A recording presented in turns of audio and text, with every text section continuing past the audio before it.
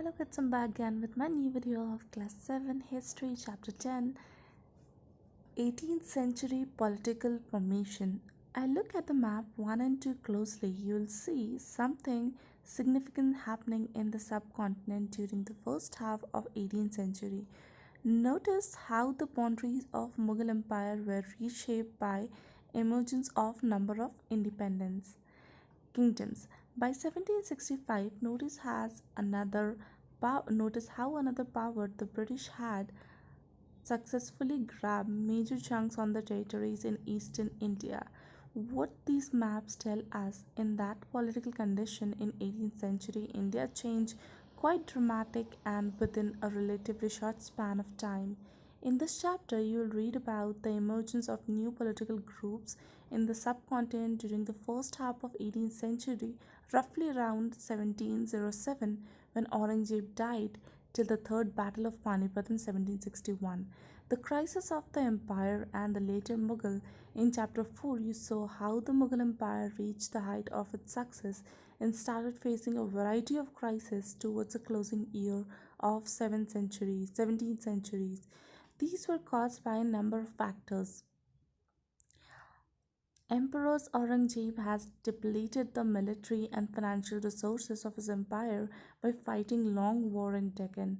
Under his successors, the efficiency of the imperial administration broke down. It became increasingly difficult for the later Mughal Empire to keep a check on its powerful mansabdars. Noble appointed as governors office controlled the offices of the revenue and military administration as well. Peasants and Jamidar rebellions in many parts of the northern part and western India added to these problems. These revolts were something caused by pressure of mounting taxes. At another times, they were attempts by powerful chiefsmen to consolidate their own position. Mughal authority had been challenged by the rebellion groups in the past as well, but these groups were now able to seize the economic resources of region to consolidate their position. The Mughal emperor after Aurangzeb were able to arrest the gradual shifting of political and economical authority into the hand of provincial governor, local chiefmen, and other groups. In the midst of economic and political crisis, the ruler of Iran, Nadir Shah, shaked and plum, uh, plundered the city of Delhi in 1739 and took immense amount of wealth. Emergence of the new state. With the decline of authority of Mughal emperors, the governor of large provinces, subdars, and the great zamindar consolidated their authority in different parts of the subcontinent. Though the 18th century, the Mughal emperor gradually fragmented into the number of independent regional states. Broadly speaking, the state of 18th century can be divided into three overlapping groups: state that were old Mughal provisions like Awadh, Bengal, and Hyderabad. The old Mughal provision. Amongst the states that were carved out of the old Mughal provision in the 18th century, three stands out over prominently. These were Awadh, Bengal, and Hyderabad. Hyderabad.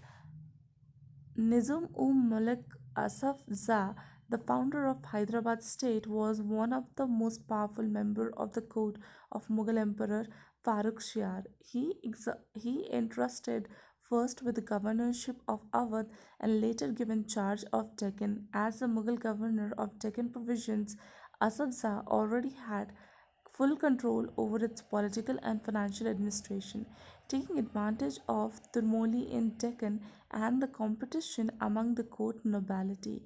He gathered power in his hand and became the actual ruler of that religion. The state of Hyderabad was constantly engaged in struggle against the Marathas of West and the independent Telugu warrior chief of the plateau, Awadh.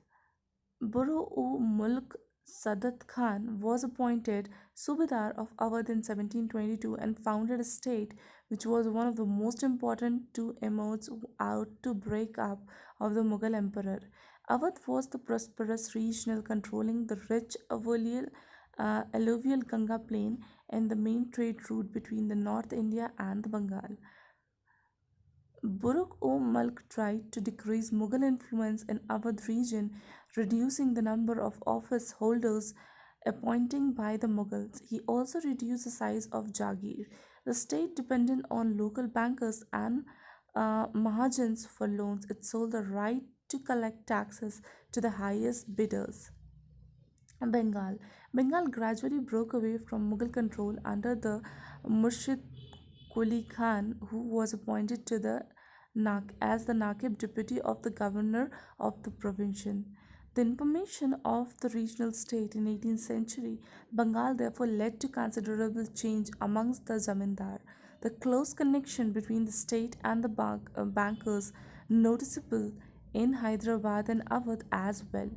If we take a bird eye view, we can detect that the common features among these states first through many of the large states were established by equal Mughal nobles that were highly suspicious of some administration system they had inherited, in particular the Jigidari system. The Vatan Jagirs of Rajput. Many Rajput kings, and particularly those belong to Amber and Jodhpur, have served under the Mughal with distinction.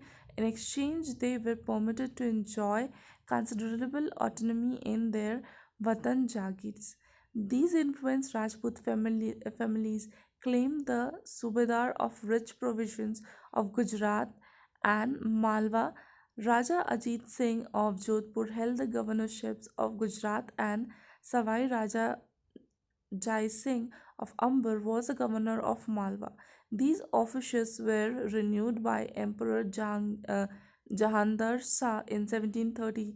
They also tried extended the territories by seizing portion of imperial territories neighboring of the Watans. Nagpur was the conquered and annexed to the house of Jodhpur, while Amber seized large portion of Bundi.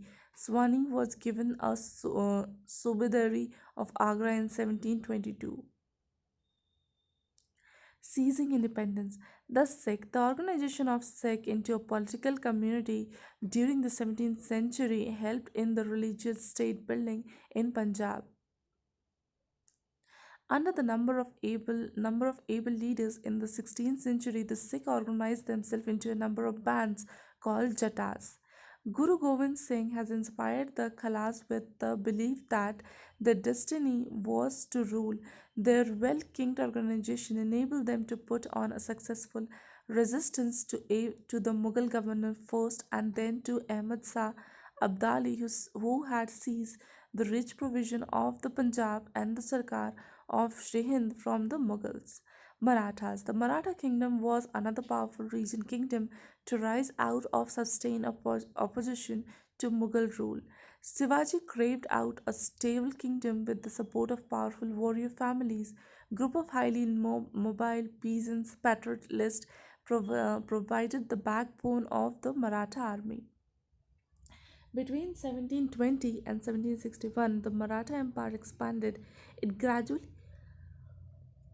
it gradually chipped away by the authorities of Mughal Empire. Malwa to Gujarat were seized, and the Maratha king was recognized as overlord of entire Deccan Peninsula. He possessed the religion Levi, Chautha, and Sardesh Mukti in entire religion.